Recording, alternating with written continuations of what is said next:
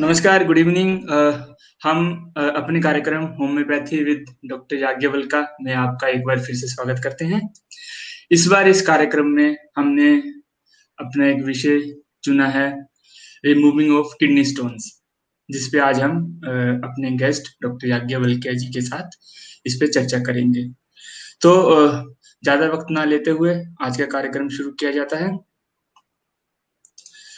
तो welcome doctor साहब, आपका एक बार फिर से नमस्कार स्वागत है। कैसे हैं आप? सभी को मेरा नमस्कार है। जी, अगर आपकी अनुमति हो तो सिलसिला स्टार्ट किया जाए? हाँ, आगे आगे बढ़ते हैं। जी। तो डॉक्टर साहब, जैसे आज हमारा विषय है कि हम किडनी स्टोन्स, गुर्दे की पथरी, तो होम्योपैथी में कैसा उपचार होता है इसका? तो अगर एक सिंपल भाषा में हम एक कॉमन मैन है, हम जिनको मेडिकल की होम्योपैथी की जानकारी नहीं है, उनके लिए आप कैसे बताएं किडनी स्टोन या गुर्दे की पथरी जिसको हम आम भाषा में बोलते हैं, वो होती क्या है और ये हमारे में एक इंसान में, हमारी फिजिकल बॉडी में विकसित कैसे होती है?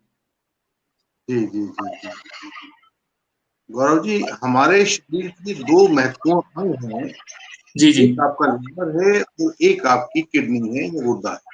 जी जो हम भोजन लेते हैं और उस भोजन में जो हमारी प्रकृति के अनुरूप नहीं है, हमारे शरीर में विषाक्त है, टॉक्सिक है, जी जी उन चीजों को हमारा लीवर टेक केयर करता है और उनसे हमें निजात दिलाता है। जी दो चीजें हमारे शरीर के रक्त प्रवाह में मिल जाती हैं, जो फ्लूइड फॉर्म में होती हैं। उन जी चीजों की टेक केयर हमारी किडनी करती जी जी जी है। वो किडनी जो है हमारे शरीर के सारे रक्त को छानती है और छानने से जो उसमें वेस्ट मटेरियल्स होते हैं वो बाहर निकल जाते हैं। किडनी उनको पानी के साथ मिलाकर बाहर फ्लश कर देती है। तो ये फ्लशिंग किडनीज का मुख्य काम।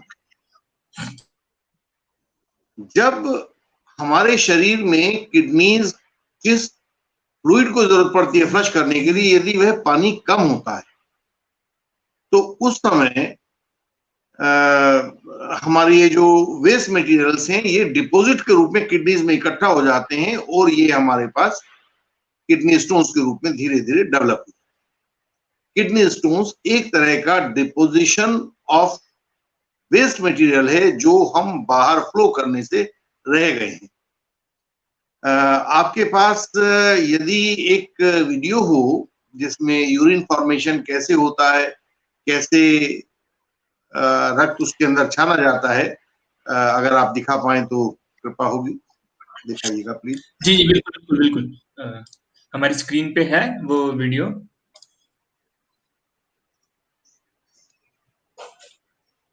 जी देखिएगा इसमें, जी ये वीडियो है और ये आपका नेफ्रॉन है। जो आपकी किडनी की कोशिकाएं होती हैं, यह वो नेफ्रॉन है। इस नेफ्रॉन में आप देखेंगे कि इस तरह से गुच्छे से बने हुए हैं और ये गुच्छे ही होते हैं एक सामान्य आदमी की भाषा में अगर हम समझें। जो एक तरफ से रक्त का प्रवाह होता है और वो दूसरी तरफ से ऑस्मोसिस के द्वारा जो उसके वेस्ट मटेरियल्स हैं वो निकल जाते हैं बाहर।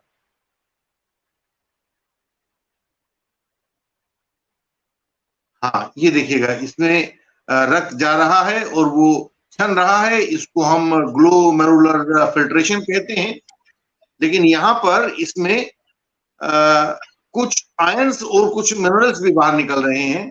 जी जी ये दोबारा किडनी के अगले भाग में दोबारा रक्त के संपर्क में आएंगे और जो इसमें से मूल्यवान चीजें हैं वापस रक्त में रीअब्जॉर्प्शन हो जाएगा उनका। जी जी हाँ, जी ये जी देखिए कुछ आयंस बाहर जा रहे हैं जो कि नहीं जाने चाहिए। तो ये फिल्ट्रेशन हो रहा है, ग्लोमेरुलर फिल्ट्रेशन इसको कहते हैं। जी आगे देखते हैं इसमें, ये रीअब्जॉर्प्शन साइकिल आ गई है जहां पर हमारे शरीर में जो चीजें बाहर नहीं निकलनी चाहिए थी, जब वो भी जी निकल जाती हैं तब उनका दोबारा से रीअब्जॉर्प्शन हो जाता है शरीर के अंदर। जी जी जी जी रीअब्जॉर्प्शन के बाद जो वेस्ट मटेरियल बनता है वो सारा इकट्ठा होकर आपका यूरिन बनेगा। शायद वीडियो धीमी गति से चल रहा है। हाँ, ये देखिए, ये आपका सारा का सारा यूरिन हो गया, जिसमें से 95% हमारे पास वाटर होता है, बाकी उसमें सॉल्ट्स होते हैं, यूरिया होता है, यूरिक एसिड होता है, अमीनो एसिड्स होता है, कुछ हमारे इलेक्ट्रोलाइट्स होते हैं। ये सब मिलके आपका यूरिन का कॉन्स्टिट्यूशन। जिस समय इसमें वाटर परसेंटेज इसको फ्लश करने के लायक पर्याप्त नहीं होती, उस समय ये वेस्ट आपकी किडनी के अंदर जमे रह जाते हैं और वो बाहर फ्लश नहीं हो पाते, जिससे धीरे धीरे इन स्टोन्स का निर्माण होने लगता है। जी जी जी आपके पास एक शायद दूसरी वीडियो भी है जो स्टोन फॉर्मेशन कैसे होता है उसको भी दिखा पाएगी। जी बिल्कुल बिल्कुल बिल्कुल। जी जी जी, देखिए ये किडनीज हैं। जी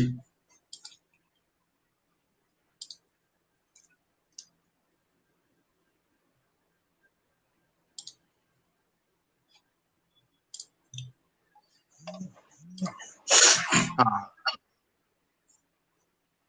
ये इसमें आप देख रहे हैं कि इसके आउटर कॉर्टेक्स के अंदर की तरफ किडनी के बीच वाले भाग में जो इनर मेडुला है, यहाँ से आपका धीरे धीरे फिल्ट्रेशन होता है। फिल्ट्रेशन होके ये आपके छोटे छोटे कंकर के रूप में जो रीनल पैनल से यहाँ पर इकट्ठे हो जाते हैं। जी जी जी और जो नीचे की तरफ जाने वाली नली है उसको हम यूरेटर कहते हैं। ये ले जाकर एक ब्लैडर में इकट्ठा करती है।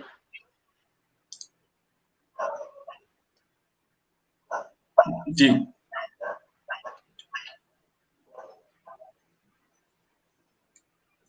ये आप इसके अंदर देख रहे हैं कि किस तरह से कैल्शियम साल्ट्स यहाँ पर होते हैं, कुछ कार्बोनेट्स होते हैं, कुछ मैग्नीशियम साल्ट्स होते हैं, अमोनियम साल्ट्स होते हैं, वो सब के सब इसके अंदर इकट्ठा हो जाते हैं। इन्हीं को हम इनमें रीनल कैल्कुलाई या किडनी स्टोन्स के। यूरेटर में देखिए आप, ये यूरेटर में नीचे की तरफ जब चलने लगा है तो यूरेटर आपका बड़ा सेंसिटिव होता है और इस जगह पर आदमी को बहुत पेन होता है। जैसे जैसे यूरेटर में ये रीनल कैल्कुलाई आगे चलते हैं तो इनको पेन होना शुरू हो जाता है और ये पेन बड़ा असहनीय होता है। जी, तो जिसको हम बोले कि सीवियर पेन होता है इस जगह पे। तो सीवियर पेन होता है वो ये वाला पेन होता है जिसमें आपका स्टोन आगे की तरफ चलने लगता है और वो उसकी दीवारों से रगड़ता है यूरेटर की। जी जी जी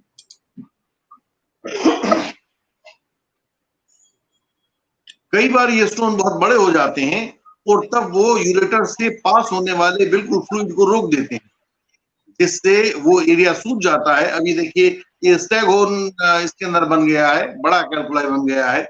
जी ये जी कैल्कुलाई आपकी पूरी की पूरी किडनी को ओवरपावर कर लेता है, कोई रास्ता किसी काम की नहीं छोड़ता। और होम्योपैथी को अगर आप सही समय पर अप्लाई करना शुरू कर देते हैं तो होम्योपैथी इस तरह की सिचुएशन जैसी स्टैगहोर्न कैल्कुलाई में आई थी, उस सिचुएशन को हमेशा अवॉइड करता है। जी जी जी जी जी और ये जो स्टोन्स होते हैं हमारे पास, इन स्टोन्स में प्रमुख रूप से कैल्शियम के साल्ट्स होते हैं, कैल्शियम के ऑक्सलेट्स होते हैं, कैल्शियम फॉस्फेट्स होते हैं, उन्हें हम कैल्शियम स्टोन्स कहते हैं। दूसरे हमारे पास स्ट्रूवाइट स्टोन्स होते हैं जिसमें हमारे पास मैग्नीशियम कंपाउंड होते हैं, अमोनियम कंपाउंड हो जाते हैं, फॉस्फेट्स आ जाते हैं। तो इन सब को हम एक कॉमन नाम है जिसको हम कहते हैं स्ट्रूवाइट स्टोन्स। हमारे पास कुछ और तरह के स्टोन्स भी होते हैं जो हमारे यूरिक एसिड से संबंधित हैं। आपने देखा होगा, हमने जो कुछ लोगों को बताया जाता है कि आप इनडिस्क्रिमिनेट रूप से प्रोटीन खाइए और वो शरीर को बनाने के लिए इनडिस्क्रिमिनेटली प्रोटीन खाते रहते हैं। विज्ञान की दृष्टि से देखें तो प्रोटीन, एमिनो एसिड्स और यूरिक एसिड, ये सारे के सारे आपके नाइट्रोजन बेस्ड हाइड्रोकार्बन्स होते हैं और लगभग एक ही जैसी संरचना को निरूपित करते हैं। तो ये प्रोटीन्स जब सीधे हमारे पास इधर यूरिक एसिड में कन्वर्ट होते हैं, और जी हमारे यूरिन का पीएच वैल्यू अगर आप 5.5 से भी कम कर देंगे, नीचे ले आएंगे, तो जी जी उस समय यहां पर इनका क्रिस्टलाइजेशन होना शुरू हो जाता है। जितने हमारे पास यूरिक एसिड के क्रिस्टल्स होते हैं वो सारे के सारे वहां पर इकट्ठा हो जाते हैं, और उसको हम हाइपर कैल्सी यूरिया नाम की एक विशेष मेडिकल कंडीशन होती है, जी हाइपर कैल्सी यूरिया। तो जी वो हाइपर कैल्सी यूरिया से एक यूरिक एसिड के वहां पर हमारे पास क्रिस्टलाइजेशन होना शुरू हो जाता है। इसके जी जो लक्षण होते हैं हमारे शरीर में अन्यत्र भी दिखाई पड़ते हैं। जी किस प्रकार से होते हैं? एक आपके सिस्टाइन स्टोन्स होते हैं, जिन लोगों को हेरिडिटरी रूप से एक मेटाबॉलिक डिसऑर्डर प्राप्त होता है, जी उनके जी जी पास जो स्टोन्स मिलते हैं वो आपके सिस्टाइन स्टोन्स हैं। ओके। अब सवाल है कि वो कैसे विकसित होते हैं, किन लोगों में आमतौर से हो जाते हैं, डॉक्टर साहब, किन थोड़ा लोगों। थोड़ा सा आपको यहाँ रोकना चाहूंगा, क्षमा चाहता हूँ। थोड़ा सा हमारे दर्शकों को आप थोड़ा सा क्लियर करेंगे कि पीएच वैल्यू के बारे में। हमारे पास अभी हमारे साथ बहुत सारे दर्शक जुड़ चुके हैं, तो उन्होंने बोला हाँ, आपने पीएच वैल्यू बोला है कि जैसे ही कम होती है पीएच वैल्यू तो। पीएच वैल्यू, मैं थोड़ा सा इसके बारे में कहना चाहता हूं। पीएच वैल्यू, पानी की पीएच वैल्यू 7 होती है। अगर हम एक छात्र के रूप में, केमिस्ट्री के छात्र के रूप में बात करें, तो वो हाइड्रोजन आयंस के लोगारिथम के से रिलेटेड होती है। लेकिन हम अगर उस तरह से ना कहें तो हम ये कहेंगे कि पानी की जो पीएच वैल्यू होती है वह 7 होती जी जी है। और पानी उदासीन होता है, वो ना एसिडिक होता है ना ही बेसिक होता है। जी एसिड्स जो होते हैं, एसिड्स की पीएच वैल्यू 7 से कम होती है। और जो बेसिस होते हैं, बेसिस जैसे कपड़े धोने का सोडा, तो जी जी क्षारीय, जिसको क्षार कहते हैं, जी एल्कलाइन कहते हैं। जी तो जो क्षार होते हैं उनकी पीएच वैल्यू 7 से अधिक होती है। जी जब हमारे शरीर में पीएच वैल्यू कम होकर हमारा यूरिन एसिडिक होने लगता है, और उसकी पीएच वैल्यू 7 से घटकर 5.5 या उससे कम आने लगती है, तो उस जी समय आपका जो यूरिन होगा वो बिल्कुल एसिडिक हो जाएगा, तेजाब जैसा हो जाएगा। जी जी वो जी आपके शरीर में असुविधा और पेन और इन्फ्लेमेशन तो देगा ही देगा, वो जी इस बात की सूचना भी देगा कि आपको कहीं स्टोन फॉर्मेशन की अब समस्या आने वाली है। तो एक तरह से अगर आप पीएच वैल्यू की बात कहें तो पीएच को आप समझ सकते हैं कि तेजाबी जी एसिडिक यूरिन। जी जी जी जी अगर आपके पीएच की वैल्यू 7 से कम हो गई है तो आपका यूरिन एक एसिडिक यूरिन हो जाएगा। जी जी जी आप जो कहते हैं कि आपके पेट में एसिड बन गया है और आपको बड़ी जलन हो रही है, इसका मतलब है कि आपके पेट की, स्टोमक की पीएच वैल्यू इस समय 7 से कम हो गई है, और वो बहुत कम हो गई है, जिसके कारण आपको कोरोजन होने लगा है आपकी एपिथेलियल लेयर में। जो स्टोमक के अंदर की आपकी लाइनिंग होती है, उस लाइनिंग में वो काटने लगा है। तेजाब जब डालेंगे आप किसी स्किन के ऊपर तो उसको जी काटेगा, जी उसका कोरोजिव जी एक्शन होगा। तो जी वही जी कोरोजिव एक्शन आपके स्टोमक के अंदर की तरफ होने लगता है, जी तो उसको हम एसिडिटी कहते हैं। बहुत ज्यादा होने लगता है तो हाइपर एसिडिटी कहते हैं। जी वही एसिडिटी जिस समय हमारे यूरिन में आ जाती है, तब हम कहते हैं कि इसकी पीएच वैल्यू काफी कम हो गई है 7 से। और जब वो 5, 5.5 की रेंज में आता है, तब हम उसे कहते हैं कि हमारा एसिडिक यूरिन हो गया। जी जी जी। तो डॉक्टर साहब, ये जो पीएच वैल्यू है, हमारा हम पानी का, वाटर का कितना इंटेक लेते हैं, उसके ऊपर भी डिपेंड करती है क्या? कम हाँ, होना अभी या आपने सवाल का बढ़ना? दूसरा भाग यही पूछा था। आपने सवाल का दूसरा भाग यही पूछा था कि जी किन परिस्थितियों में हम आमतौर से किडनी स्टोन्स को डेवलप कर लेते हैं। जी जी जी जी बिल्कुल। वही परिस्थितियां हम उस समय इवेलुएट कर रहे थे। पहली जी तो वो थी कि जिन लोगों में भी हमारे पास किडनी स्टोन की हिस्ट्री रही हो, जी वो आपको हेरिडिटरी रही हो या अपनी जेनेट की हुई, बाद में जो आपने जेनेट की हो वो वाली हिस्ट्री रही हो, तो जी जी उन जी लोगों को किडनी स्टोन्स आमतौर से ज्यादा होते हैं। जी दूसरा अभी हमने देखा कि सारा का सारा काम जो है किडनी के अंदर, एक वो फ्लशिंग होती है, खून को बड़े दबाव से किडनी के अंदर भेजा जाता है, वो एक जाली सी हो जाती है वहां पर, नेफ्रॉन उसको कहते हैं। जी वो इस तरह से आपका एक तरफ दबाव से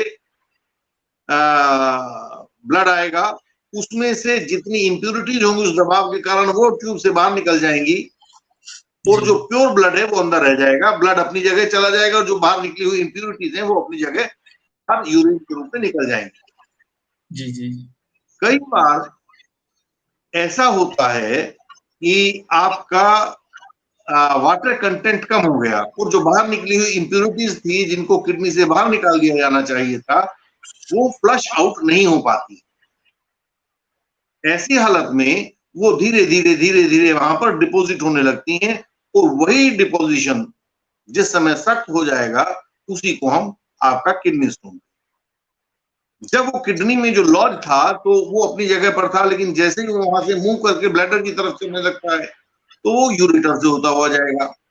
जी यूरेटर वह नली होती है बारीक सी, जो आपकी किडनी और आपके ब्लैडर को जोड़ती है। ये जी बहुत सेंसिटिव होती है, और जैसे ही स्टोन इसके अंदर से मूव करना शुरू करता है तो उसमें बहुत पीड़ा और वेदना होती है।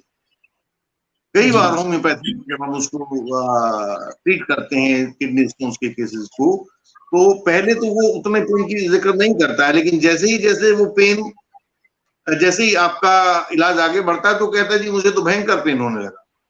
जी जी उसका कारण यही है कि जैसे जैसे आपने उसको दवाइयां दी, किडनी या हमारे यहाँ स्टोन्स में होम्योपैथी में आमतौर से उसको घोल दिया जाता है, उसके साइज जी को छोटा करते रहते हैं, क्रमशः घुलता रहता है वो। तो जैसे ही आप उसको घोलते हैं तो उसका साइज छोटा होने लगता है। जो पहले आपके यूरिन को बिल्कुल रोक के वहां पर ब्लॉक किए हुए था, अब जैसे ही उसका साइज छोटा होगा तो मूव करना शुरू कर देगा, जी जी और जी मूव करना शुरू करेगा तो आपको पेन बढ़ जाएगा। तो ऐसे केसेस आमतौर से हमारे पास आते हैं जहां पर पहले वो ठीक ठाक थे, लेकिन जैसे ही आप उनको दवाई देना शुरू करते हैं तो वो दर्द की शिकायत करते हैं। वो दर्द की इसीलिए करते हैं कि आपका स्टोन छोटा हो गया, और छोटा होते ही वो यूरेटर से आगे मूव करने लगा। जी जी जी जी जी अच्छा, दूसरा क्या है कि जिन लोगों को लीवर की, स्टोमक की, जी इंटेस्टाइन की, पेंक्रियाज की, या पूरे बॉवल्स की, इनकी जी प्रॉब्लम्स रहती है, या हम कहें कि पूरे के पूरे आपकी जो एलिमेंट्री कैनाल है, खाद्य श्रृंखला है ऊपर से लेकर नीचे तक, उसमें जी अगर प्रॉब्लम है तो ऐसी स्थितियों में भी हमारे पास किडनी स्टोन्स की समस्याएं पैदा होते हुए देखी गई हैं। जी कुछ एक मेडिसिन हैं आपकी, जैसे आप मान लीजिए बहुत इनडिस्क्रिमिनेट यूज कर रहे हैं डायूरेटिक्स का, जी कि मुझे पेशाब अच्छी तरह से जल्दी जल्दी आ जाए, तो वो उस समय तात्कालिक लाभ तो आपको करेगा, जी जी आपको बहुत सारा यूरिन पास करा देगा for whatever reason you want to take it, but subsequently it will have an adverse effect on your kidneys. Right Kidneys will face a problem in flushing out your future deposits. जी तो जी जब हम indiscriminate use of diuretics करते हैं तब भी हमारे सामने ये प्रॉब्लम्स आ जाती हैं कि जी हमारे किडनी में स्टोन्स पैदा होने लगते हैं। इसीलिए कहा जाता है कि किसी भी दवाई को तब तक ना लिया जाए जब तक कि कोई एक एक्सपर्ट आपके सामने ना बैठा हो। वही जी जी बताएंगे कि आपको कितनी दवाई लेनी है, कौन सी लेनी है। कुछ लोग कई बार अपने बीपी को कम करने के लिए या सोडियम को फ्लश आउट करने के लिए डायूरेटिक्स का इस्तेमाल करते रहते हैं, और बहुत बेजा इस्तेमाल करते हैं। जी जी वहां पर हमें देखने में आ जाता है। जी जी जी जी जी जी डॉक्टर साहब बहुत बहुत आपने बहुत एक्सप्लेन किया इसको बहुत समझाया तो जैसे अभी आपने सारा एक्सप्लेन किया कि जो स्टोन है जो पथरी है ये काफी जगह पाई जाती है जैसे गुर्दे में किडनी में या गुर्दा जिसको हम आमतौर पे बोलते हैं यूरेटर या जिसको हम वाहिका बोल देते हैं आमतौर पे या फिर ब्लैडर में अलग अलग तरह के स्टोन मिलते हैं जो जिनको हम नॉर्मल अपनी एक भाषा में लैंग्वेज में जनरल कॉमन लैंग्वेज में, अपार्ट फ्रॉम मेडिकल साइंस की लैंग्वेज से, हम बोल सकते हैं कि अलग-अलग तरह के स्टोन, अलग-अलग तरह के पत्थर पाए जा सकते मिलते हैं हमें। ब्लैडर में अलग मिल जाएगा, किडनी में अलग मिल जाएगा, यूरेटर में अलग मिल जाएगा। तो ये सारे अलग-अलग होते हैं। तो क्या होम्योपैथी में पहला क्वेश्चन कि होम्योपैथी इनकी ट्रीटमेंट में कैसे सहायक सिद्ध होती है? दूसरा कि अलग-अलग तरह के, अलग-अलग प्रकार के स्टोन्स के लिए हमारी होम्योपैथी में अलग-अलग प्रावधान है, अलग-अलग इलाज हैं, अलग-अलग ट्रीटमेंट है, जब मेडिसिन है इसकी। हाँ, मैं गौरव जी जी। आपके दूसरे भाग में से पहले कुछ वाक्य बोलना चाहता हूं। जी, जी, ऐसा देखा गया है जब हम होम्योपैथी की दवाइयां देते हैं कि जी, होम्योपैथी की दवाइयां आपके उन उन जगहों पर असर करती हैं जहां जहां पर आपको स्टोन्स पैदा हो गए, जी, लेकिन वो सिर्फ आपकी किडनीज को ही प्रभावित नहीं करती हैं, बल्कि जिस समय आपकी किडनी के अंदर स्टोन पैदा हो जाते हैं, रीनल कैल्कुलाइज डेवलप हो जाती हैं, उस समय आप देखेंगे कि आपकी पूरी पैथोलॉजी ही बदल जाती है। जी, तो हमारी जो दवाइयां हैं होम्योपैथी की, वो दवाइयां ऐसे लक्षण देती हैं जो आपके सभी लक्षणों को कवर करेंगे। तो हम पहले आपका पूछेंगे, आपको मानसिक रूप से कैसा लगता है, शारीरिक रूप से कैसा लगता है और भावनात्मक रूप से कैसा लगता है, उसके बाद हम बताएंगे। लेकिन जो अलग अलग स्थान पर होने वाली हमारी किडनी स्टोन्स हैं, इन किडनी स्टोन्स के लिए लंबे तजुर्बे में मैंने ये देखा है कि कुछ एक दवाइयां होती हैं। देखिए, आपने मुझे एक चित्र दिखाया है, जी, जी, इसमें एक तरफ किडनी दिखाई दे रही है, बीच में आपका जो ये नली ऊपर से आई हुई है वाहिका, जिसको आप कहते हैं यूरेटर है, और यूरेटर के अंदर एक स्टोन दिखाई दे रहा है, एक ब्लैडर बीच में दिखाई दे रहा है जहां पर आपका यूरिन इकट्ठा हो जाता है, फिर जी, आप उसको पास कर देते हैं। तो शायद इस चित्र में दिखाया गया है कि इस तरह से आपके अलग अलग हिस्सों में किडनी में जी, कैसे स्टोन बनता है, जी, जी, आपके यूरेटर में कैसे स्टोन पास होता है, आपके ब्लैडर में किस तरह से स्टोन आता है।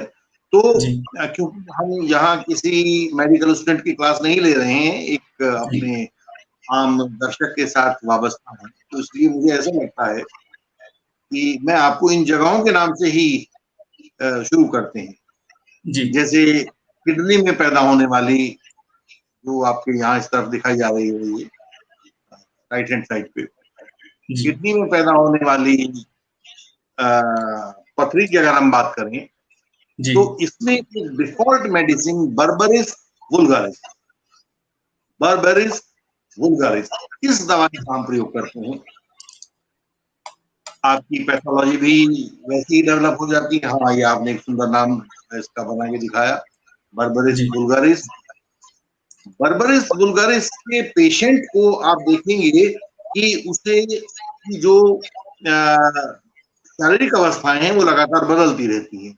जैसे जी, उसे प्यास बहुत लगेगी, ऐसे भी मोमेंट्स आएंगे जब उसे प्यास बिल्कुल नहीं लगेगी, जी, ऐसा भी लगेगा कि उसको भूख बहुत लग रही है, ऐसा भी लगेगा कि उसको भूख बिल्कुल नहीं लग रही है, जी, जी, जी, ऐसा भी लगेगा कि किडनी में से उसको यूरिन के साथ साथ ब्लड भी आ रहा है, जिसको हम हेमेचूरिया कहते हैं, और जी, बिना ब्लड वाला यूरिन भी उसको पास होगा।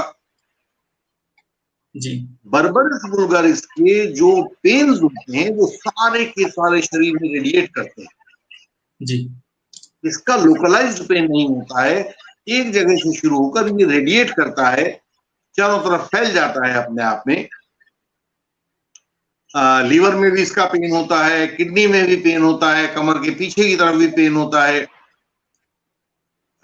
इसके अंदर आप देखेंगे कि जब आप सुबह नाश्ता करते हैं तो उससे पहले ही आपके शरीर में आपको एसिडिटी महसूस होने लगती है, हार्ट बर्न होने लगता है, आपको नौजिया जैसा महसूस होगा कि आपको मितली आ गई है। जी, जी, जी, आपकी जो फिंगर नेल्स होती हैं, नाखून और उनके बीच का जो नाखून और उसके नीचे का जो हिस्सा होता है, इसके बीच में आपको दर्द महसूस होगा। जी, ये एक लक्षण होता है पक्का कि अब आपको बर्बरस वुल्गारिस की आवश्यकता है। जी पैरों के चलने में मुश्किल आएगी, थोड़ा सा चलेंगे तो वो थक जाएगा, लंगड़ाहट सी महसूस होना शुरू हो जाएगी। जी आपको लगेगा कि जैसे कुछ यूरिन जो अभी आपने पास किया वो कहीं कुछ बचा रह गया हो, उस अवस्था को हम जी टेनिसनेस कहते जी हैं। जी जी तो टेनिसनेस अवस्था आपके पास रहेगी तो बर्बरस वुल्गारिस की दवाई आपको उस अवस्था में लेनी चाहिए। जी आपके थाइस में, आपके लॉयंस में, ये जो छाती के बगल वाला हिस्सा रहता है, जी छाती से नीचे और कमर के बगल वाला जो हिस्सा है इसको लॉयंस कहते हैं। तो आपकी थाइस में, आपके लॉयंस में दर्द रहेगा, बार बार आपको यूरिनेशन के लिए जाना पड़ेगा, और जब आप यूरिनेशन के लिए जाएंगे तो आपको बर्निंग सेंसेशन होगी। जब ये सारे लक्षण आपके पास हों तो उस समय बर्बरिस वुल्गारिस आपके लिए उचित दवाई है। क्योंकि ये इतनी सामान्य दवाई है और इतनी छोटी दवाई है कि मैं इसके लिए, जो हम बार बार अपने यहाँ कहते हैं बड़ा विधान कि सिर्फ डॉक्टर से पूछ कर ही लें, जी जी ये जी एक ऐसी सामान्य दवाई है कि इसको जब आपको निश्चित हो जाएगी पथरी है तो आप बर्बरस वुल्गारिस को ले सकते हैं। इसका मदर टिंचर लेना है।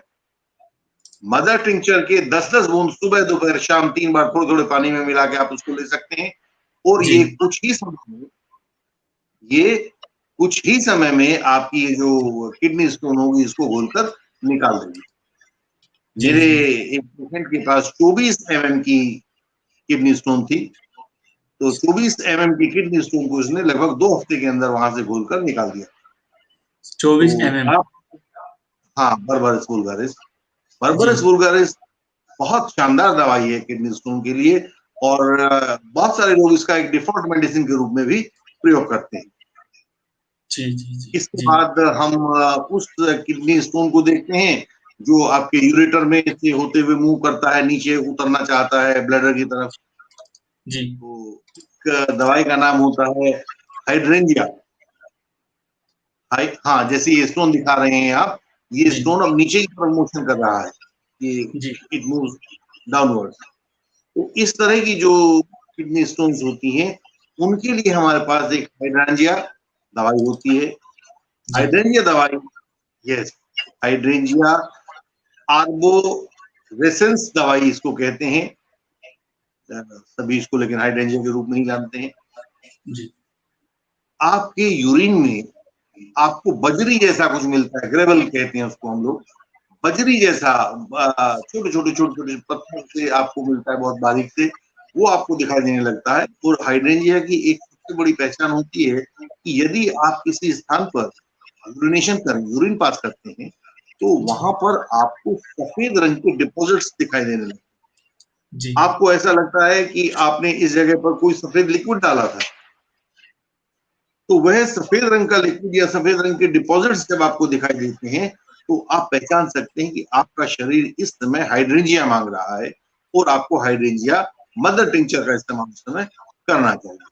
जी जी इससे आपके सारा दिन आपको डिजीनेस छाई रहेगी, सोने का दिल करेगा, छाती में दबाव महसूस होगा, आपके यूरेथ्रा में और यूरेथ्रा में आपको लगातार पेन रहेगा, आपको फ्रीक्वेंट डिजायर रहेगी कि आप जाएं और यूरिन पास करें। आपके बाईं तरफ, जो छाती और कमर के बीच का हिस्सा है, जी बाईं तरफ आपको पेन रहेगा। इसके अंदर आपको पानी की प्यास बहुत लगेगी। प्रोस्टेट के बढ़ने के केसेस भी हाइड्रेंजिया वाले केसेस में देखे जाते हैं, क्योंकि हाइड्रेंजिया प्रोस्टेट को भी एड्रेस करता है। तो जिस समय आपके किडनी स्टोन और प्रोस्टेट की दोनों प्रॉब्लम्स आपके साथ हों तो ध्यान से देखिएगा कि कहीं आपके लक्षण हाइड्रेंजिया को तो नहीं मांग रहे हैं। अगर आप लोग उसमें तय नहीं कर पाएंगे तो हमें किसी विद्वान व्यक्ति से पूछना चाहिए, लेकिन जहां पर प्रोस्टेट और किडनी स्टोन्स दोनों हों उसमें से अधिकतर केसेस में पैथोलॉजी आपकी हाइड्रेंजिया वाली होती है। जी जी जी जी और बड़े आपको इसमें दर्द होते हैं, क्योंकि मैंने बताया कि जिस समय यूरेटर से आपका किडनी स्टोन गुजरता है तो वहां पर बिल्कुल जैसे चाकू यूं काट देने वाली एक फीलिंग आती है। जी और किडनी स्टोन के जो सबसे भयंकर दर्द होते हैं वो हाइड्रेरिया के दर्द होते जी जी जी जी। हैं। अगला हम देख सकते हैं, पहले हमने देखा किडनी वाला, उसके बाद हमने देखा यूरेटर वाला। अब हम जी एक दवाई हम जिक्र करते हैं जो इसके ब्लैडर से संबंधित, जी और इस दवाई का नाम हमारे पास रहेगा प्रेरा ब्रावा। जी हाँ, प्रेरा ब्रावा। ये जी होम्योपैथी की जो सबसे महत्वपूर्ण दवाइयां हैं उनमें से एक दवाई है। इसमें भी प्रोस्थेटिक प्रॉब्लम्स देखी गई हैं, लेकिन इसमें ब्लैडर के अंदर एक रुकावट आ जाती है।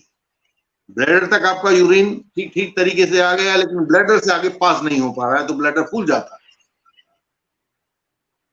उधर से प्रोस्टेट उसमें वहां रुकने नहीं देता, तो वो एक जो इनकन्वीनियंस पेशेंट को होती है, वो पेशेंट को इनकन्वीनियंस प्रेरा ब्रावा दूर करती है।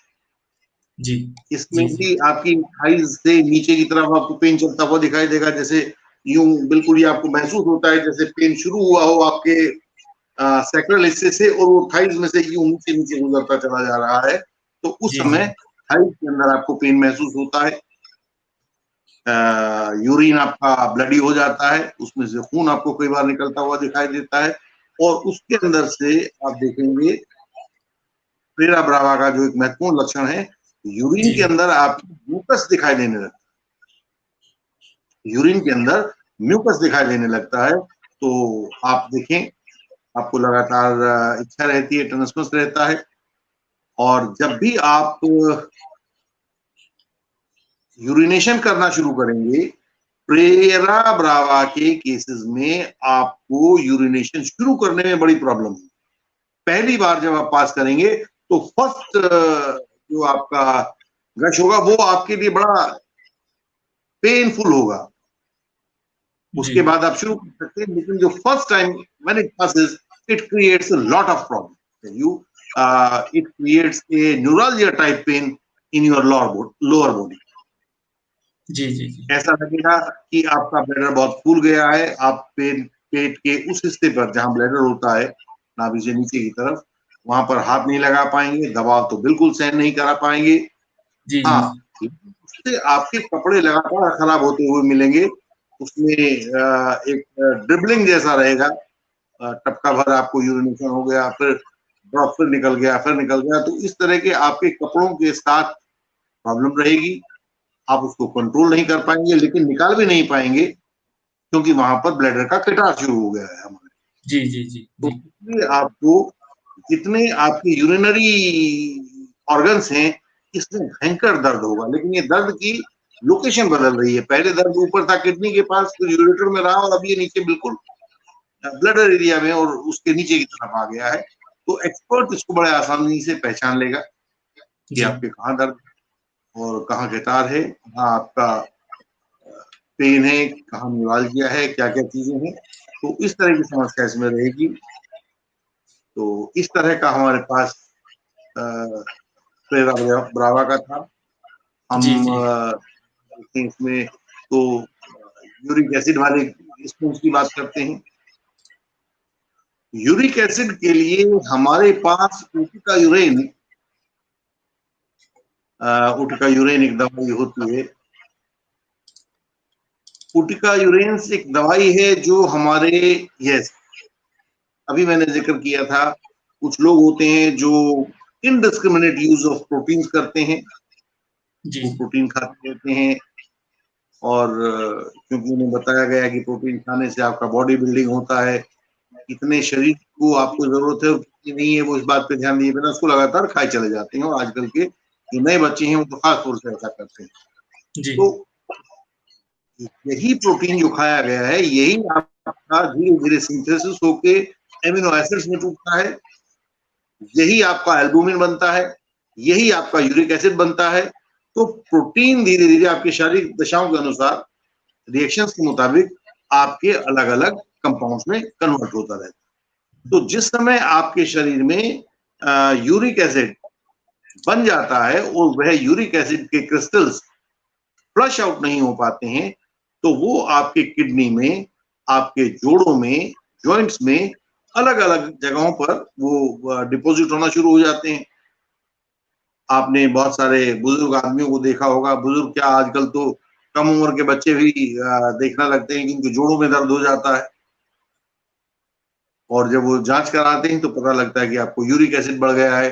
तो यूरिक एसिड डायथिसिस जो होता है, वो यूरिक एसिड डायथिसिस इन्हीं लोगों में ज्यादा पाया जाता है जो इनडिस्क्रिमिनेटली प्रोटीन खाते हैं। जी जी जी। तो हमारे शरीर में ना सिर्फ किडनी के अंदर, बल्कि दूसरे अंगों में भी, जोड़ों में भी, अगर आपको यूरिक एसिड का डिपॉजिट हो गया है, तो उस समय उर्टिका यूरिन एक महत्वपूर्ण दवाई है, सबसे महत्वपूर्ण दवाइयों में से है।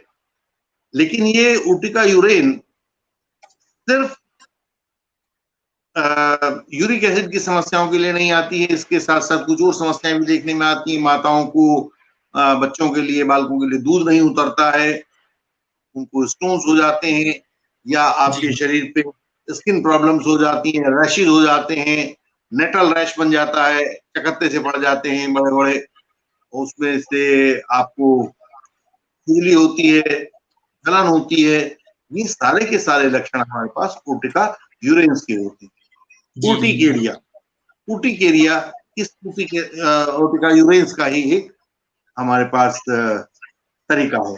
इसको पेशेंट को ठंड से, ठंडी हवा से और टच करने से बड़ी समस्याएं होती हैं। ड्रिबलिंग ऑफ यूरिन इसमें पाया जाता है, धीरे धीरे धीरे धीरे करके drop by drop urine dribble होता रहता है, जी जी और जी।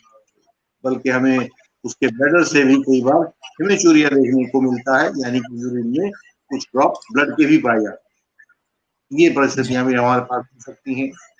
हम्म। और मैं चाहता हूं कि एक दवाई और हम चलते चलते बाबत बात करें। जब जी आपके पास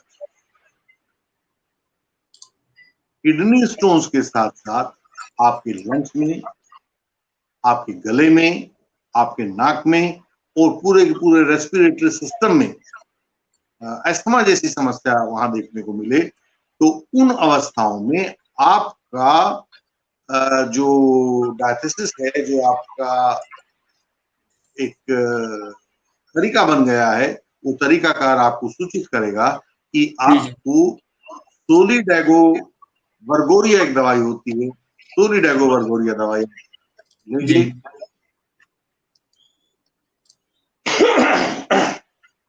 तो सोलिडेगो वर्गोरिया दवाई आप इसमें से देखेंगे। ये आमतौर से क्या होगा, जिस समय आप किसी अशुद्ध हवा के झोंके में रहेंगे, आपके अंदर धूल, पोलन ग्रेन्स या डस्ट ये जब चले जाते हैं और इनके कारण आपके लंग्स में हेमरेज शुरू हो जाता है, या टीबी के समय आपको बार बार बार बार ठंड का एक्सपोजर हो जाता है, या आपका ये नाक से लेके गले तक का हिस्सा यहाँ रुक जाता है, या इसको कटार कहते हैं हमारे यहाँ, जी जी जी। यहाँ रेस्ट्रिक्शन हो जाती हैं, गले में आपके बर्निंग हो जाती है, उस समय सोलिडागो अपने आप में महत्वपूर्ण दवाई होती है।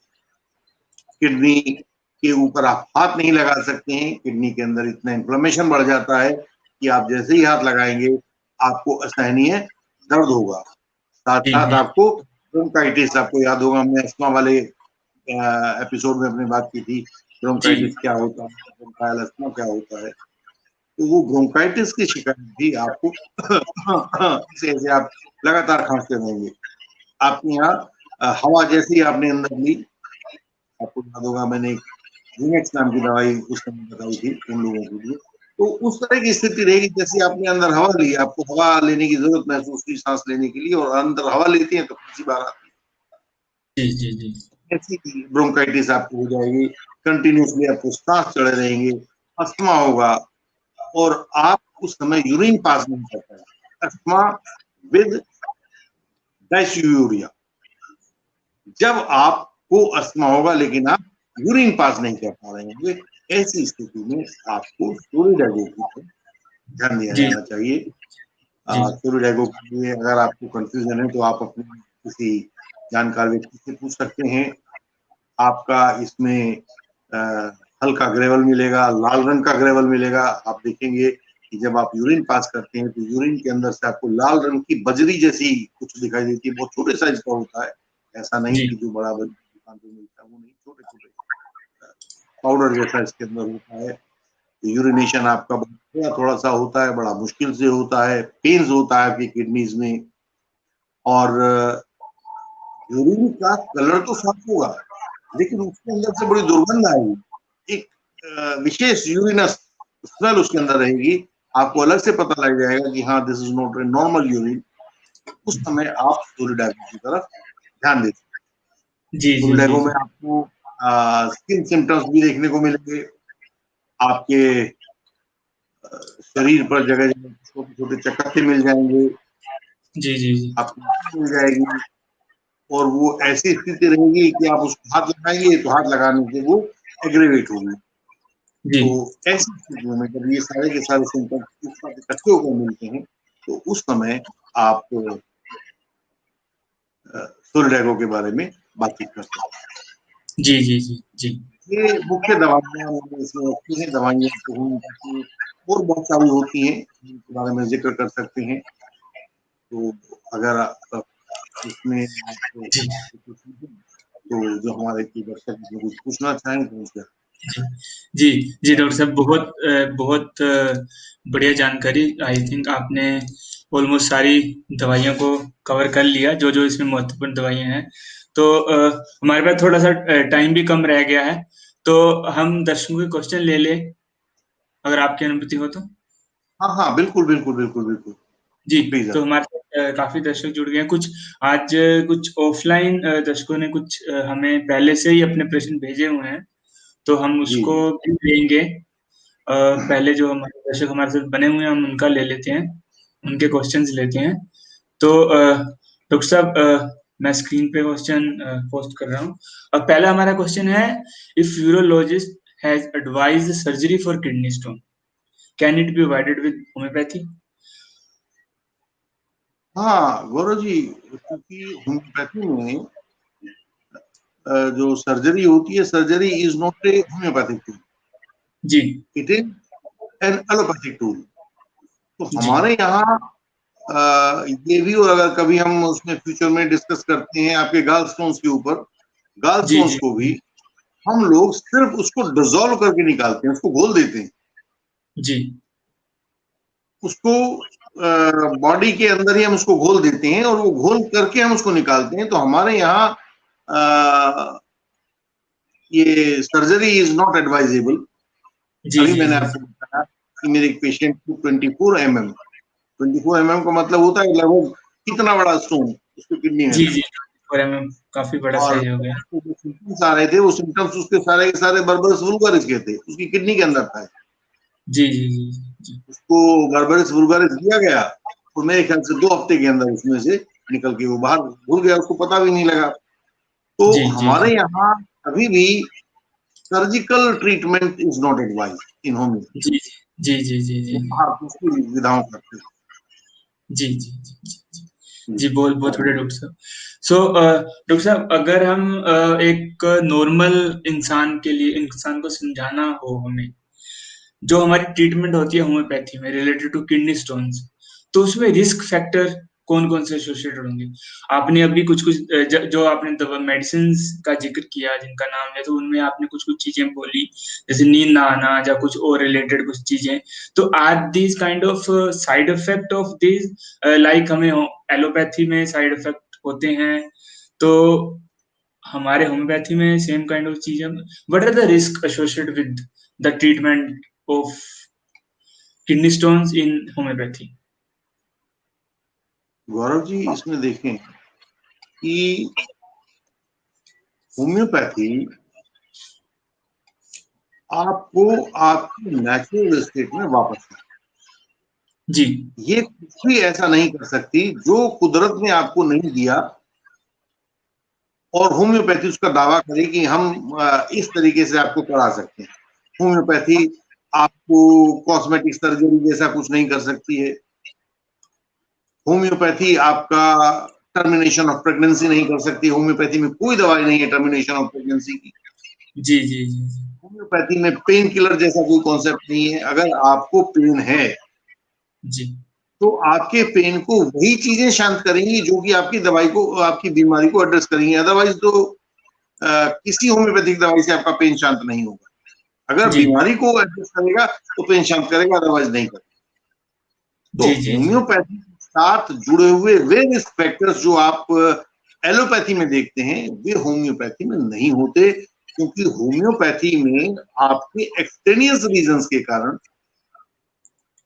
आपके बॉडी सेडिमेंट्स जी फ्लश जी नहीं हो पाए हैं, आपकी किडनीज उनको बाहर नहीं निकाल पाई है। जी जी होम्योपैथी अपनी दवाइयों के द्वारा उन जगहों को धोती है, साफ करती है, जो ऑक्सलेट्स आपके या कैल्शियम डिपोजिट्स आपके जमा हो गए हैं, जो यूरिक एसिड आपका जमा हो गया है, उन जी कंपाउंड्स को वो डिसॉल्व कर देती है। जी और डिसॉल्व करने के लिए बाहर से कोई सब्सटेंस नहीं देती है, बल्कि आपके बॉडी फ्लूइड्स की सहायता से ही करती है। जी तो कहीं भी कुछ एक्सपीरियंस नहीं है, इसलिए होम्योपैथी में पहली बात, there is no side effect. No side effect का मतलब यही है, जी जी जी बशर्ते आप दवाई सही दें। जी जी तो सो होम्योपैथी में जो बीमारियां हैं, अगर आप उन्हें नहीं लेंगे तो आपकी फिजिकल कंडीशन ठीक नहीं रहेगी, आपको लगातार दर्द रहेगा, तो आप अपने जीवन को सही ढंग से नहीं जी पाएंगे, जी जी वो जी सब प्रॉब्लम जी आपकी रहेंगी। तो जी होम्योपैथी का यही एक सबसे बढ़िया तरीका है कि ये बहुत स्मूथली आपको ट्रीट करती है, आपकी जी बीमारी से छुटकारा दिलाती है, आपको आपके नेचुरल स्टेट में रेस्टोर करती जी है। मुख्य शब्द है आपके नेचुरल स्टेट में आपको रेस्टोर करती जी जी बहुत बड़े है। नेचुरल स्टेट में आपको क्योर करती है। ओके, तो एक और बहुत इंटरेस्टेड क्वेश्चन है। जैसे हमारी बहुत सारी भ्रांतियां जुड़ी हुई हैं हमारे साथ कि किडनी अगर आपको है तो आपको बीज वाला खाना नहीं खाना चाहिए, बीज वाली चीजें नहीं खानी चाहिए। और बहुत सारे तो हमारे खासतौर पे इंडिया में कल्चर ऐसा बन गया है, बहुत सारे अपनी एडवाइस देना स्टार्ट कर देते हैं कि आपको क्या खाना चाहिए क्या नहीं खाना चाहिए। तो as per homeopathy, as per expert of homeopath, आप कुछ ऐसा आप बताएंगे कि हमें खाने के रिलेटेड क्या अवॉइड करना चाहिए या क्या खाना चाहिए, specific related to kidney stones. हाँ गौरव जी, कोई भी दवाइयों का जो सिस्टम होता है, आयुर्वेद का सिस्टम है या एलोपैथी का सिस्टम है या होम्योपैथी का सिस्टम है, इसमें जी जी बहुत सारे सिद्धांत होते हैं, दवाइयाँ होती हैं, दवाइयाँ जी बनाने के तरीके होते हैं, उनको लिए जाने के तरीके होते हैं। तो पूरा सिस्टम एक बहुत बहुत कॉम्प्लिकेटेड चीज होती जी जी जी है। आयुर्वेद आयुर्वेद आमतौर से आपके पथ्य को निर्धारित करता है, क्योंकि उसके पास आपके शरीर में जो कॉम्प्लीमेंट्स भेजे जाते हैं, जो कंपनसेशन भेजा जाता है, वो आपके नेचुरल सब्सटेंस के माध्यम से भेजा जाता जी है। खाना आप जी कैसा, जी परहेज क्या करें क्या ना करें, तो उनके नुक्ता नजर से, उनके दृष्टिकोण से पथ्य का आहार करना बहुत जी जरूरी है, परहेज करना बहुत जरूरी जी है। वैसे ही कुछ बाध्यताएं हैं हमारी एलोपैथी में है, लेकिन होम्योपैथी के अंदर हम क्योंकि सब्सटेंसेस से ट्रीट नहीं करते, जी इसमें कहीं कोई सब्सटेंस इन्वॉल्व नहीं होता है, तो इसके साथ खाने पीने से जुड़े हुए परहेज भी मानक रूप में नहीं है। लोग बात कुछ कह देते हैं खट्टा मीठा ना खाइए, वो सब अपनी उनकी अपनी विचारधाराएं हैं। मैंने किसी होम्योपैथी में कभी नहीं जी जी देखा कि आपको, और ना ही मैंने कभी आज तक किसी से कहा है कि आप फला चीज खाएं फला ना खाएं, क्योंकि होम्योपैथी आपकी साइकेट्री भी होती है, वो आपके यहाँ भी काम करती है। जी जी तो आपको क्या खाना है, क्या आपको अच्छा लगता है क्या नहीं लगता है, ये सिर्फ हम ये ग्रहण करने के लिए लेते हैं कि आप अपनी इस समय किस भावनात्मक अवस्था में है, किस मानसिक अवस्था में है। पूछेंगे जरूर कि आपको क्या खाना अच्छा लगता है क्या खाना अच्छा नहीं लगता है, लेकिन हम उसे कभी एडवाइस नहीं करेंगे कि क्या खाए क्या ना खाए। जो उसको जी अच्छा लगता है वो खाए, जो उसको अच्छा लगता है वो नहीं। तो इसी तरह से किडनी स्टोन में भी बहुत आवश्यक तो नहीं है कि मैं बताऊं कि क्या, लेकिन एक सामान्य रूप से बिल्कुल एक नेचुरल तरीके से देखते हुए इतना कहा जा सकता है कि आपको थोड़ा सा पानी ज्यादा लेना चाहिए जिस समय आप इस तरह की किडनी स्टोन की समस्याओं से दो चार हो रहे हो, क्योंकि ये जी आपकी फ्लशिंग की समस्या है। जो आपके सेडिमेंट्स हैं, जो आपकी तलछट है, वो शरीर से बाहर नहीं निकल पा रही है, जम गई है, उसको निकालने के लिए पानी की आपको आवश्यकता है, तो पानी है। जी जी जी जी जी जी। अ, बहुत बढ़िया। आई थिंक हमारे दर्शक आंसर से सेटिस्फाइड होंगे। डॉक्टर साहब, एक जल्दी से एक क्विक क्वेश्चन ले लेते हैं। आपने यूरिक एसिड के बारे में कुछ जानकारी दी थी ड्यूरिंग किडनी, एक हमारे पहले प्रश्न में। तो एक क्वेश्चन है, can high uric acid cause kidney stones, और what are the chances of kidney failure due to kidney stones? हाँ, अभी देखो हमने बातचीत की है कि जो किडनी स्टोन्स हैं उनकी कंपोजिशन दो तीन चार तरह की होती है। कुछ जी उसमें कैल्शियम वाले होते हैं, कुछ उसमें मैग्नीशियम वाले होते हैं, कुछ उसमें फॉस्फेट्स होते हैं, कुछ उसमें एमोनियम कंपाउंड्स होते हैं। तो हमने इन सभी के बारे में चर्चा की है। तो फिर हमने देखा कि जो प्रोटीन खाते हैं ज्यादा, वो लोग धीरे धीरे अपने उस प्रोटीन को चेंज करते हैं एमिनो एसिड्स में, वो चेंज करते हैं उसमें एल्बुमिन में, वो चेंज करते हैं यूरिक एसिड में। तो ये यूरिक एसिड जब आपके शरीर की मेटाबॉलिक रिएक्शन की कंट्रोल से बाहर निकल जाता है तो वो डिपॉजिट होने लगता है। वो डिपॉजिट होता है आपकी किडनीज में, आपके जोड़ों में, शरीर के दूसरे स्थानों पर। जहां जहां डिपॉजिट होगा यूरिक एसिड, वो आपके शरीर के पीएच वैल्यू को नीचे घटाएगा उस जगह पे, वहां इन्फ्लेमेशन होने लगती है। यही उससे पेन का कारण बनता है। तो हाई यूरिक एसिड से किडनी स्टोन हो सकते हैं क्या? हाँ, क्योंकि एक किडनी स्टोन जो है वो यूरिक एसिड से ही पैदा होते हैं। दूसरा, अगर हम किडनी स्टोन्स को पहले फर्स्ट इंस्टेंस पे ट्रीट नहीं करते हैं, तो अभी हमने एक देखा था, उसमें चित्र बना हुआ था, स्टैगहोर्न फॉर्मेशन हो जाती है, किडनी का हर हिस्सा इसकी गिरफ्त में आ जाता है स्टोन। और जैसे ही उसमें आएगा, उसके तमाम इंटरनल पार्ट्स जो हैं, वो शायद आपकी किसी उसमें था, तो वीडियोस के अंदर था, लास्ट में स्टैगहोर्न जी सर। फॉर्मेशन थी। किडनी के हर स्टोन में वो, किडनी के हर हिस्से में वो स्टोन बन जाता है, तो किडनी जी बेकार हो जाती है। आप कहते हैं ना कई बार किडनी बदलवानी पड़ी है, किडनी फेल हो गई है, तो ये जी जी वही स्थितियां हैं। जब हम इनको सही ढंग से ट्रीट नहीं करते हैं, तब हमारे पास ऐसी समस्याओं को देखना आ जाता है। तो uric acid is one of the reasons for the जी formation of this complex kidney stone. जी जी जी जी। तो बहुत बढ़िया। डॉक्टर साहब, एक फाइनल क्वेश्चन ले लेते हैं। तो जो हमारे हिंदुस्तान में, मैं सिर्फ हिंदुस्तान की बात कर रहा हूँ, हमारे हिंदुस्तान में किडनी स्टोन की संख्या अगर हम बता पाए कि कितनी कॉमन है हमारे यहाँ पे, क्योंकि हमारे पास हर जगह पे वातावरण अलग है। हमने पानी की भी बात की, वाटर की भी बात की, एनवायरनमेंट, बहुत सारे बेसिस हैं जिसके कारण हमारा किडनी स्टोन होता है। तो कितनी कॉमन है किडनी स्टोन हमारे हिंदुस्तान में? किडनी स्टोन का एक बुरा एस्पेक्ट क्या है कि किडनी स्टोन हम लोगों को बहुत समय तक, जब तक कि आपको एक इनकन्वीनियंस नहीं पैदा करने लगता है, उसको जी नोटिस नहीं किया जाता। जी शहरी पेशेंट्स को छोड़ दें तो गांवों में बहुत लोगों को किडनी स्टोन चलता रहता है, और उसको पेट दर्द के नाम पर चलाते रहते हैं। जी जी जी जी जी जी तो एक आंकड़ा मैं अभी पढ़ रहा था कुछ दिन पहले, तो उसमें 17 करोड़ लोगों को उन्होंने किडनी की समस्याएं बताई थी। जी लेकिन मुझे लगता है कि ये आंकड़ा इससे ज्यादा होने वाला है, क्योंकि ये वो लोग हैं जो रजिस्टर्ड है, किसी न किसी प्रैक्टिशनर के पास इन्होंने अपना डायग्नोसिस कराया है। जो जी लोग जी अभी इस बात को असर्टेन ही नहीं कर पाए हैं कि उनके पास किडनी की प्रॉब्लम है और उन्हें क्या करना चाहिए, वो सिर्फ पेट दर्द के नाम पर उसको चला जा रहे हैं। तो जी अभी सही संख्या तो ज्ञात करना, कोई एजेंसी इसमें जांच करेगी और अन्वेषण करेगी तो पता। जी जी जी जी जी जी, बहुत बहुत बहुत बढ़िया। तो डॉक्टर साहब, हमारा समय भी हमें और इजाजत नहीं दे रहा आगे जाने की। तो आज की चर्चा बहुत अच्छी रही। हमारे जो दर्शक हमारे साथ अभी भी जुड़े हैं, उनकी जानकारी के लिए, अगर उनको कोई क्वेश्चन है उनका डॉक्टर साहब से, तो वो हमारी स्क्रीन पे वेबसाइट का एड्रेस फ्लैश हो रहा है, आप उस पे क्वेश्चन अपने पोस्ट कर सकते हैं, जहां हमें पर्सनल रूप से अपने क्वेश्चन भी सेंड कर सकते हैं।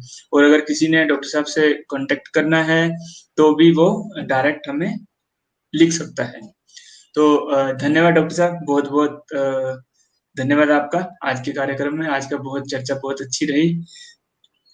तो मिलते हैं अगले एपिसोड में आपसे। धन्यवाद।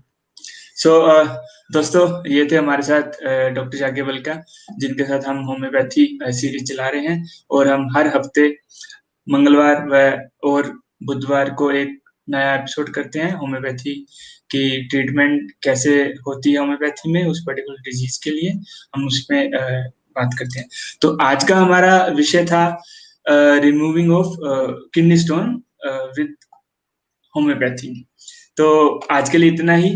तो मिलते हैं अगले एपिसोड में, एक नया एपिसोड, नया विषय, डॉक्टर याज्ञवल्क्य के साथ। आपका host Gaurav Arora, saying you bye bye.